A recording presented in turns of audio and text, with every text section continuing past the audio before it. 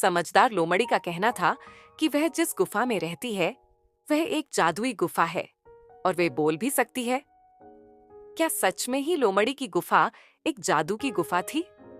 आइए देखते हैं एक मजेदार कहानी, बोले मेरी गुफा।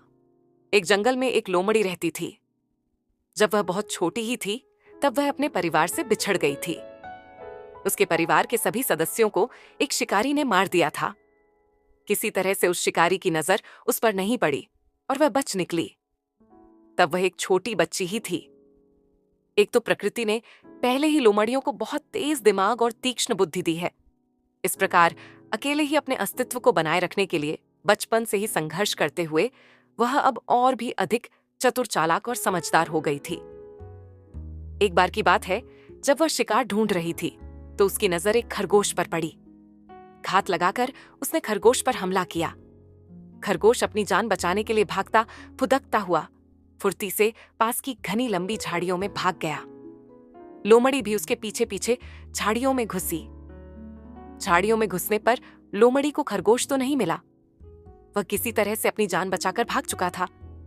लेकिन लंबी घनी झाड़ियों के पीछे कुछ दूरी पर लोमड़ी को एक गुफा नजर आई।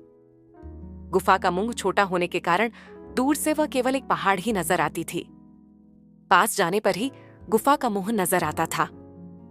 लोमड़ी सावधानी पूर्वक गुफा के बाहर बैठ गई और गंध लेने की कोशिश करने लगी। उसे गुफा के अंदर से किसी भी जानवर की गंध नहीं आई तो वह अंदर चली गई। गुफा में से हवा बहती हुई आ रही थी, क्योंकि वह गुफा आगे जाकर बंद नहीं थी बल्कि दूसरे छोर पर भी खुली थी। इसीलिए गुफा में थोड़ी रोशनी भी थी। दूसरे छोर पर गुफा के मुहाने पर लंबी लंबी घास उगी हुई थी और इस प्रकार उस तरफ से भी गुफा का मुंह छोटा सा था और बाहर से किसी को दिखाई नहीं देता था। गुफा की हालत बता रही थी कि आज तक उसके अंदर कोई जानवर नहीं आया था। लोमड़ी को वह गुफा बहुत अच्छी और आरामदायक लगी। फिलहाल वह एक पेड़ के तने में बनी एक कोठर में रह रही थी, जो कि काफी छोटी सी थी।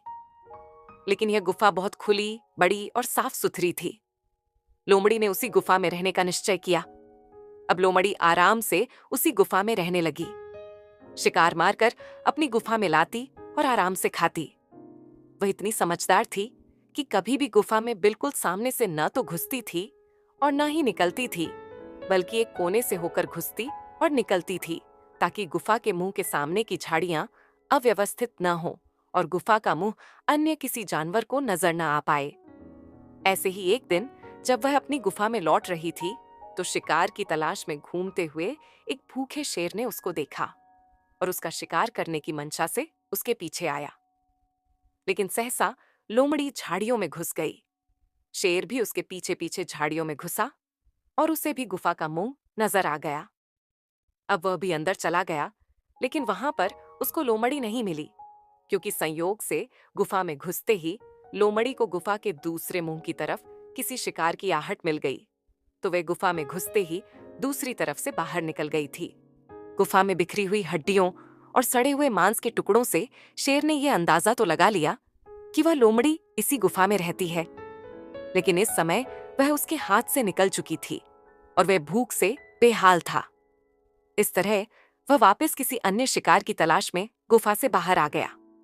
लेकिन लोमड़ी का ठिकाना अब शेर की नजर में आ चुका था। अगले दिन की बात है, शेर फिर से लोमड़ी को मारने की नीयत से उस गुफा में घुसा, लेकिन उस समय भी लोमड़ी उसको वहां नहीं मिली। तब उसने सोचा कि क्यों ना यही बैठकर लोमड़ी का इंतजार करता हूं, कभी ना कभी तो आएगी और फिर जान से जाएगी। इस तरह वह इस गुफा में रुक गया और लोमड़ी का इंतजार करने लगा। जब लोमड़ी गुफा में लौटी तो उसने देखा कि गुफा के सामने की घास काफी जगह से दबी हुई थी। इसका मतलब कोई जानवर सीधा गुफा के अंदर घुसा था। फिर वह थोड़ी सी आगे गई तो उसको शेर के पंजों के निशान गुफा के अंदर जाते हुए भी दिख गए, जो कि उसने पहचान लिए। अब लोमड़ी अपनी सांस रोककर वहीं गुफा के बाहर बैठ गई और सोचने लगी, इसका मतलब है शेर को मेरी इस गुफा के बारे में पता चल चुका है, परंतु यह निश्चित नहीं है कि वह अभी भी अंदर ही है कि नहीं। तभी उसके दिमाग में एक योजना आई।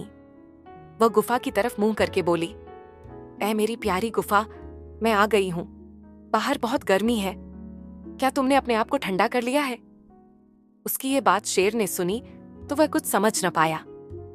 वह भी समझने की कोशिश ही कर रहा था कि क्या माजरा है कि तभी लोमड़ी की आवाज फिर से सुनाई दी।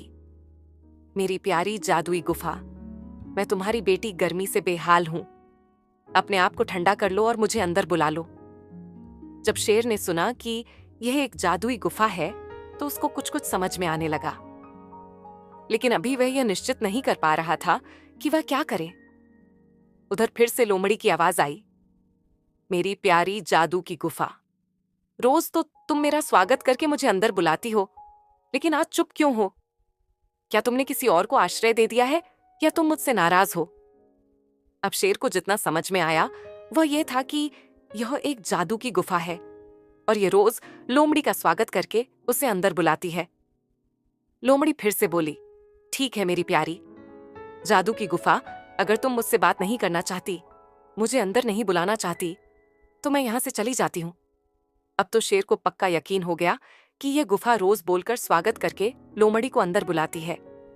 आज यह शायद उसके यहां होने के कारण नहीं बोल रही। लोमड़ी के चले जाने की बात सुनकर वह हड़बड़ाकर आवाज बदलकर बोला, अरे मेरी प्यारी बेटी, अंदर आ जाओ और मेरी ठंडक में अपनी गर्मी से राहत पालो। बस यही तो वह समझदार लोमड़ी चाहती थी कि अंदर जो कोई भी जानवर घात लगाए बैठा है वह अपने मुंह से आवाज निकाले और अपने होने का सबूत दे दे। लोमड़ी ने तुरंत ही शेर की आवाज पहचान ली और बिना एक भी क्षण गंवाए वहां से कूच कर गई। इस प्रकार उसको अपनी प्यारी गुफा छोड़कर जाना पड़ा। फिर वह कभी उस गुफा में नहीं लौटी। इस कहानी से हमने यह सीखा कि कोई वस्तु तुम्हारे लिए कितनी ही मूल्यवान, प्रिय और आवश्यक क्यों न हो, यदि उसके कारण तुम्हारी जान पर बन आई है तो वह तुरंत ही त्याग करने योग्य है।